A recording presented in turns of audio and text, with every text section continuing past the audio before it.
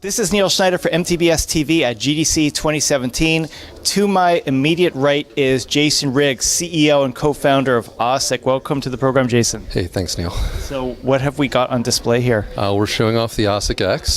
So it's a set of 3D audio headphones and software that calibrates to the user's individual anatomy to give an incredibly immersive and accurate 3D audio experience. Okay, so maybe you could elaborate as to why this is so important. What makes this so unique? Yeah, I mean, both in the case of games and in the case of VR, right, where we're putting the user into a 3D environment, it turns out that audio is our 3D sense.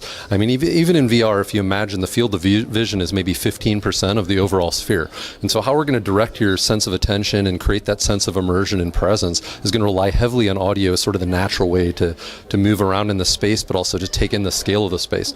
And it turns out that's really challenging. And part of why it's so challenging is because we all hear differently based on our unique anatomy.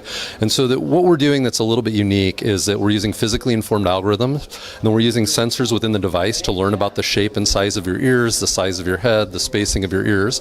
That updates the algorithms to make sure that you actually hear sound in the right location like you would naturally. Okay, so when at home I have a surround sound system, nothing too fancy, just 5.1, not 7.1 surround sound, so which means I got speakers all over the place. But here we have a pair of headphones, which is pretty much doing the same thing that my space-eating elaborate system is doing. So can you explain how it works? Yeah, so I mean, imagine that there's sort of two components. The first thing we'd like to get for existing games is to get to that level you have in your theater, right? To create that 5.1 or 7.1 experience. And it turns out we're getting a number of cues. So if you had that speaker in your home theater and it was over in front of you to the right, you're getting a set of different delays, a set of different levels, and spectral cues that are all telling you where that speaker is.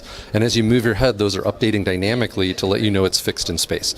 So what we do is replicate all of those cues, and we know about your anatomy so that we can do that to create this first illusion that the sound's not coming from the headphone, but that it's coming from the speaker in space.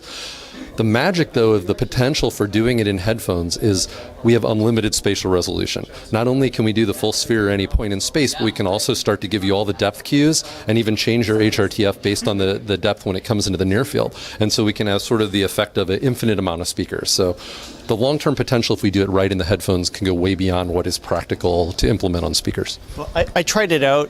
Really, really cool stuff. So from the point of view of coding for this, any special requirements? Yeah, so we're building plugins to integrate with the different game engines and middleware.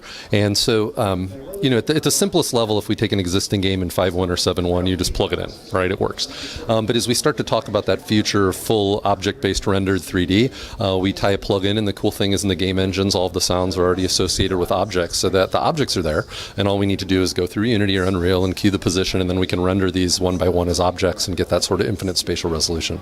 Okay, good stuff. Now, I'm not going to mention any brand names, but I've seen all kinds of headsets that promote themselves as 5.1 and 7.1. How do you differentiate yourself? Yeah, I mean, the whole team, we've been in the audio industry for 15 years. We probably worked for a lot of those companies that made those, and sort of our frustration with the fact that they didn't work very well is why we started the company.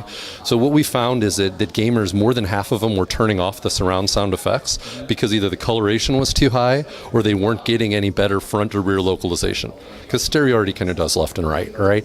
And so how we really differentiate is by using these physically informed algorithms.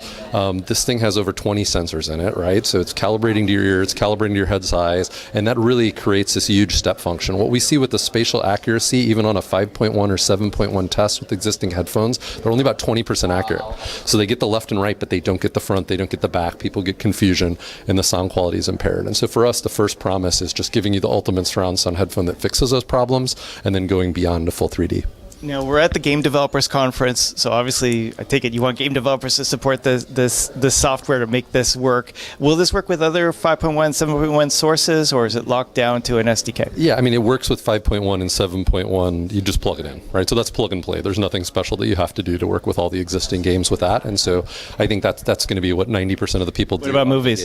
Same thing, right? Now, you need to make sure you have a player that has the right decoder if it's a Dolby or DTS, but assuming that you have a player that does that, it'll just work with 5.1 and 7.1. So you can watch all your movies and games today out of the gate. But of course, we're excited about the future of full 3D and really unlocking that potential. Now, obviously, you're showing this, in this case, you're showing it with an HTC Vive. I'm certain it work with other solutions as well. I'm just taking an educated guess. In your opinion, is it superior to what's readily available in the market today?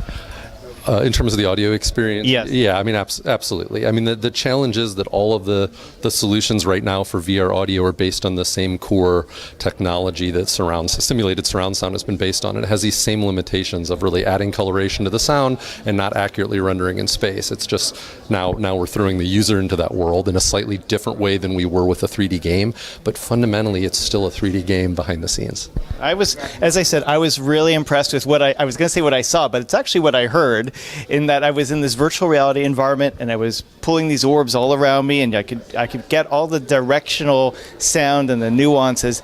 It was very impressive what I tried here.